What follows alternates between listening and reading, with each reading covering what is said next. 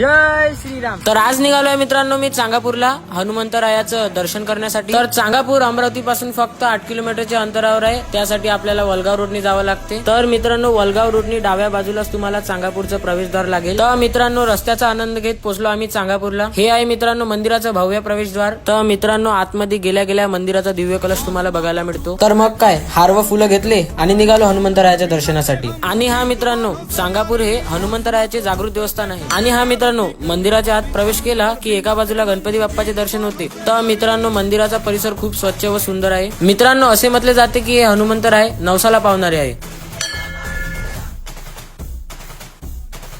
आणि हा मित्रांनो मंदिराच्या एका बाजूला तुम्ही हनुमान चालिसेचं पाठण पण करू शकता. बिपिन दादा मावरे खरं म्हणतात हनुमंतरायाचं हे रूप पाहून मनातून फक्त एकच आवाज निघतो, जय श्रीराम. मित्रांनो मंदिर परिसरात एका बाजूला पुरातन विहीर आहे. आणि हा मित्रांनो ह्या विहिरीच्या आतमध्ये प्राचीन गुफा आहे. तर मित्रांनो असा होता माझा चांगापूरचा मिनी व्लॉग. जर तुम्हाला आवडले असेल तर नक्की शेअर करा. जय श्रीराम.